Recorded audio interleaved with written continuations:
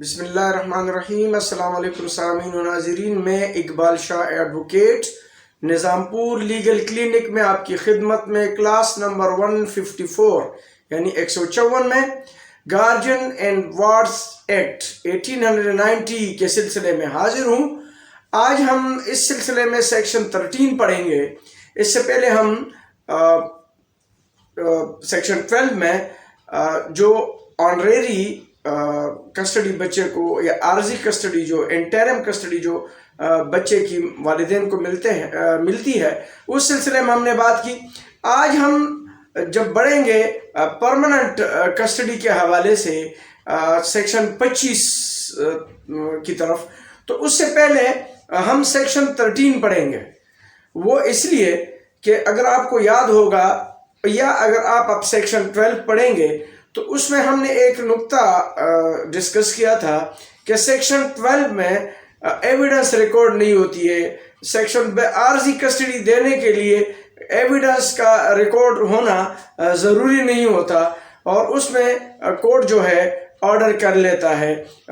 ان دی مین time انٹرلوکوٹری order ہوتا ہے۔ جب ٹرائل چل رہا ہوتا ہے تو اس میں کسی کے پاس ماں یا باپ میں سے کسی ایک کو جس کے پاس بچے کی ویلفیئر یا فلاح و بہبود زیادہ ہوتا ہے ان کو دے دی جاتی ہے، اور اس کے بعد کیس چلنا شروع ہو جاتا ہے، جس سے ہم ریکارڈنگ آف ایویڈنس کہتے ہیں۔ اور سیکشن 13 کے جو الفاظ ہیں وہ ہے hearing of evidence before making of order, یعنی آرڈر دینے سے یا اناؤنس کرنے سے پہلے گواہان کا بیان جو ہے وہ کورٹ میں ریکارڈ کرانا یا کورٹ میں دینا ہیئرنگ کے وقت، اور وہ سیکشن 15 کے لیے ہوتا ہے۔ جو دائمی یا پرماننٹ کسٹڈی ہوتا ہے سیکشن 15 کا، اس کے لیے سیکشن 13 میں جو ہے وہ گواہی ریکارڈ ہوتی ہے۔ تو ریکارڈ گواہی کس طریقے سے ہوتی ہیں؟ تو جیسے ہم نے سیکشن 10 میں بتایا تھا کہ، اور سیکشن 7 میں ہم نے بتایا تھا کہ گارجین کیسے اپوائنٹ ہوتا ہے، اور پھر ہم نے سیکشن 10 میں بتایا تھا کہ اپلیکیشن کیسے موو ہوتی ہے۔ تو کوئی جو بھی اپلیکینٹ ہوتا ہے، یعنی باپ کی طرف سے اپلیکیشن دے دی گئی ہو بچے کی کسٹڈی کے لیے یا پھر ماں کی طرف سے دے دی گئی ہو، تو اس میں سے کوئی بھی جو ہو کمپلیننٹ ہوتا ہے یا اپلیکینٹ ہوتا ہے، تو سب سے پہلے جو گواہی ہوتی ہے، جو اگر والد نے اپلیکیشن دی ہے تو وہ کمپلیننٹ ہوں گے تو پہلے اس کی گواہی ہوگی، یا اگر ماں نے اپلیکیشن دی ہے تو وہ کمپلیننٹ یا مدعیہ ہوگی اور وہ اپلیکیشن سب سے پہلے گواہی دے گی۔ تو اسی طریقے سے پلینٹ میں نے بتایا تھا کہ کس طریقے سے سیکشن 10 میں کہ کس طریقے سے پلینٹ بنایا جاتا ہے۔ تو اسی طریقے سے جو پلینٹ جو بھی مدعی ہوتا ہے، والد یا والدہ، تو اس میں سے وہ جو بیان انہوں نے اپنے پلینٹ میں، اپنی درخواست میں، اپنی عرضی میں کورٹ میں دیا ہوا ہوتا ہے، وہ وہی بیان جو ہے وہ کورٹ میں ریکارڈ کراتا ہے۔ وہ ایفیڈیوٹ اینڈ ایویڈنس کی صورت میں بھی دیتے ہیں، اور وہ زبانی ایگزامینیشن ان چیف کی صورت میں جو وہ اپنا بیان دیتا ہے یا دیتی ہے، تو وہ جو بیان پہلے ریکارڈ ہوتا ہے کراس ایگزامینیشن سے پہلے، جو کہ ادر سائڈ کا رسپونڈنٹ کا جو ہوتا ہے یا اوپوننٹ کا، وہ اس پہ جرا کرے گا، کراس ایگزامینیشن کرے گا۔ تو یہ جو انہوں نے اپلیکیشن میں جو کچھ بولا ہے، وہ جا کے وہ ایگزامینیشن ان چیف کی صورت میں جو انہوں نے لکھ کے دیا ہے، وہ ابھی زبانی طور پر وہ اپنا بیان جو ہے وہ اکارڈنگ ٹو دیٹ جو پلینٹ میں لکھا گیا ہے اسی کے مطابق وہ بیان دیا جائے گا۔ اور جب وہ پورا بیان، جس طریقے سے ہماری شادی کب ہوئی تھی، پھر اس شادی سے جو ہے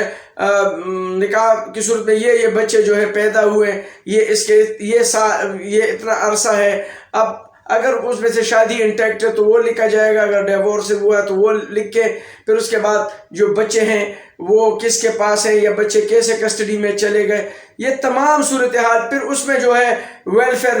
کوئی بچوں کو پڑھاتا ہے نہیں پڑھاتا ہے، اس کا ماحول کس طریقے سے،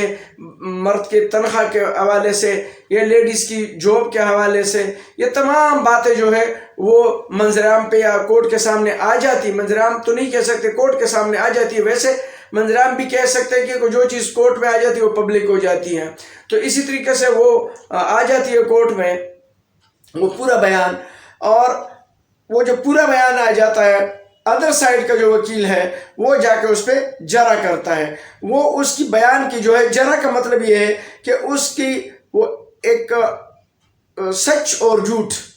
ٹھیک ہے، اس میں جو کالا اور سفید یہ سب چیزیں جو ہے کراس ایگزامینیشن میں وہ کلیئر ہو جاتا ہے.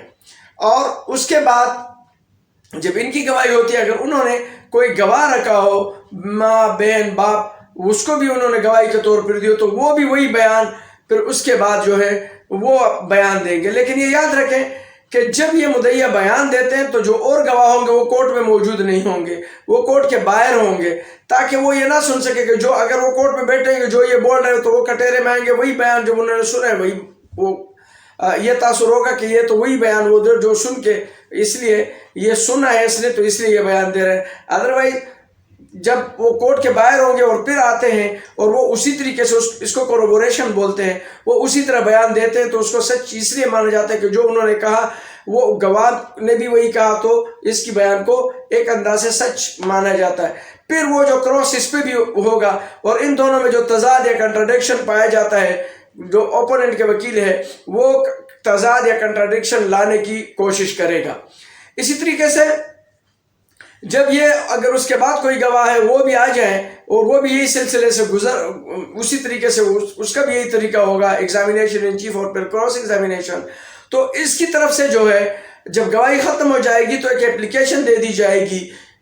سائٹ کلوز کی، کہ میں اپنا سائٹ کلوز کر رہا ہوں، اب اس کے بعد میرا کوئی گواہ کوئی بیان نہیں ہے. تو پھر آنے والے ڈیٹ کے لیے جو ہے پھر اوپوننٹ کی طرف سے جو آئے گا، ماں ہو یا باپ ہو، وہ اسی طریقے سے ایگزامینیشن ان چیف دے گا، اور اسی طرح جو مدعی کا وکیل ہوگا وہ اس پہ کراس کرے گا. اسی طریقے سے اس کے بیان کے بعد اسی طرح اس کے گواہ بھی باہر بیٹھے ہوں گے. پھر یہ جو ہے گواہی دینے کے بعد اس کے گواہ آئیں گے، اسی طرح ایگزامینیشن ان چیف جو ہے ابتدائی بیان وہ دے گا، پھر اسی طرح اس کے گواہ پر بھی کراس ہوگا، وہ اسی کے بیان کو کوروبوریٹ کرے گا، اور دوسرا جو وکیل صاحب ہوں گے اور مدعی کے وہ کراس کر کے اس میں جو تضاد یا کنٹراڈکشن ہے اس کی وہ نکالنے کی کوشش کریں گے. اسی طریقے سے پھر جو دوسرا گواہ ہے وہ بھی آئے گا. پھر جب یہ ہو جائے گا تو اس طرف سے سائٹ کلوز ہو جائے گی. جب یہ سائٹ کلوز ہو جاتا ہے تو اس کے بعد جو ہے فائنل آرگومنٹ پہ یہ جو ہوتا ہے یہ چلا جاتا ہے. یا اگر وہ فیملی کورٹ کی صورت میں ہوتا ہے تو اس کو پوسٹ جو ٹرائل ہوتا ہے اس کی ایک صورت دے دی جاتی ہے کہ ممکن ہے کہ ان کے درمیان پھر بٹھایا جاتا ہے کہ ہو سکتا ہے ان کے درمیان کوئی راضی نامہ آ سکے. تو اگر اس کو پوسٹ ٹرائل کے لیے بٹھاتے ہیں تو اس کے بعد جو ہے پھر کیا ہوگا، فائنل آرگومنٹ اس پہ ہو جاتا ہے. مدعی کی طرف سے یہ نہیں جو بیان ہوئے ہیں وہ پڑھیں گے، یہ اپنے طور پر بولیں گے کہ یہ جو بیان ہوا ہے اس میں ہم نے یہ بولا ہے، اور اس بیان کے مطابق جو ہے یہ کسٹڈی ماں کو دے دینے چاہیے، یا اگر وہ مدعی باپ ہے تو باپ کو دے دینے چاہیے. اسی طریقے سے جب ادر سائڈ رسپونڈنٹ آرگومنٹ کرتے ہیں تو وہ بھی اسی پورے بیان میں سے دیکھیں گے کہ وہ یہ کوشش کرے گا کہ انہوں نے جو بیان دی ہے وہ کسٹڈی جو ہے وہ باپ کو جانے چاہیے، جو ڈیفینڈنٹ ہوگا ماں ہو تو اس کو دے دینا چاہیے. وہ دیکھا جائے گا کہ کون ڈیفینڈنٹ ہے اور کون کمپلیننٹ ہے، یعنی کون مدعی ماں آیا تھا یا والد آیا تھا. تو اس صورت میں تو دونوں وکیل جو ہے وہ فائنل آرگومنٹ کریں گے. اس کے بعد جو ہے وہ فیصلے پہ چلا جاتا ہے یہ کیس یا یہ سوٹ گارجین وارڈ کا، اور اس کے بعد جو ہے وہ اس تاریخ پہ جو فیصلے کے لیے چلا جاتا ہے اس پہ پھر جو ہے کورٹ جو ہے وہ فیصلہ کر لیتی ہے سیکشن 25 کے مطابق، جس پہ ہم آنے والے اس پہ ہم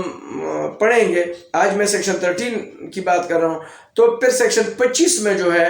اس کے مطابق جو ہے وہ کورٹ فیصلہ کر لیتی ہے کہ پرماننٹ کسٹڈی کس کے پاس جانا چاہیے، ماں کے پاس یا والد صاحب کے پاس. لیکن یہ ذہن میں رکھیں کہ پرماننٹ کسٹڈی کا یہ ہرگز مطلب نہیں ہے کہ اگر ماں کو دے دی جائے یا والد کو تو وہ بچوں کی شکل نہیں دیکھے گا، ایسا نہیں ہے.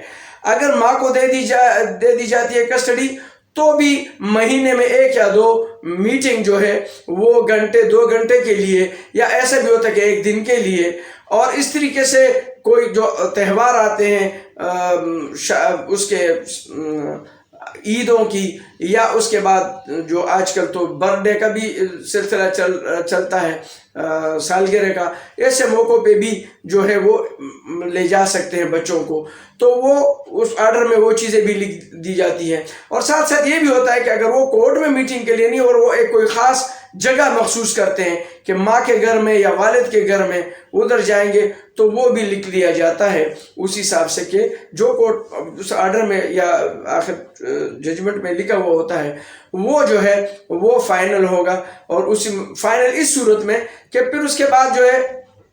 1 مہینے کا ٹائم ہوتا ہے کہ اگر اس میں سے کوئی بھی سائڈ، ماں ہو یا والد، وہ یہ اس سے راضی نہ ہو، یہ سمجھتے ہیں کہ فیصلہ جو ہے یہ صحیح نہیں ہے، اس سے وہ ایگری نہیں ہوتے ہیں، تو یہ نہیں ہوتا کہ وہ فائنل ہو گیا، تو پھر جا کے وہ اپیل کر سکتے ہیں،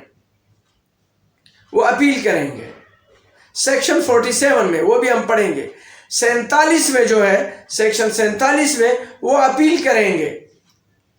اپیل کریں گے سیشن کورٹ کو۔ سیشن کورٹ پھر وہ گواہیاں نہیں چلے گی وہاں پر وہ جو پورا کیس چلا ہے وہ اپیل میں لکھا جاتا ہے آخر میں کہ کال دی R&P۔ جو R&P ہوتی ہے وہ جو ہوتا ہے جو ریکارڈ اینڈ پروسیڈنگ جو پوری ہوئی ہے وہ جو ہے وہ پورا وہ سیشن کورٹ میں منگوایا جاتا ہے، اور وہ پھر وہ سب سیشن کورٹ جو ہے اس میں پھر اسی طریقے سے دونوں وکیل جو ہوتے ہیں اس میں آرگومنٹ کرتے ہیں، اور پھر اس پہ سیشن کورٹ جو ہے وہ فیصلہ کرتی ہے کہ نیچے کورٹ نے صحیح فیصلہ کیا یا غلط فیصلہ کیا۔ تو اگر صحیح فیصلہ کیا تو اس کو ایز اٹ از بحال رکھ لیتا ہے، اور اگر وہ اپہیلڈ اسے کہتے ہیں، اور اگر وہ سمجھتے ہیں کہ اس میں کوئی سکم ہے تو پھر وہ جا کے سیٹ اسائڈ کر لیتے ہیں کہ یہ غلط فیصلہ کیا۔ اب بھی اس پہ آپ یہ نہیں کہہ سکتے کہ یہ جو ہے فائنل ہو گیا، پھر بھی ان کے پاس ٹائم ہوتا ہے کہ اگر وہ اس سے کوئی بھی دونوں پارٹیوں میں سے کوئی راضی نہیں ہے تو پھر وہ ہائی کورٹ میں اپیل کے لیے جائیں گے، لیکن ہائی کورٹ میں جو ہے وہ CP میں جائیں گے، کانسٹیٹیوشن پٹیشن میں جائیں گے، وہ سیکشن 47 میں نہیں جائیں گے۔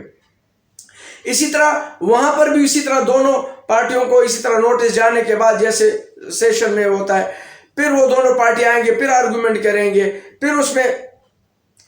فیصلہ آرڈر ہوگا۔ اگر اسی طریقے سے وہ راضی نہیں ہے تو پھر جا کے سپریم کورٹ میں، اسی طریقے سے فائنل جو ہوگا وہ پھر سپریم کورٹ میں فیصلہ جو ہے وہ فائنل ہوگا۔ تو اسی طریقے سے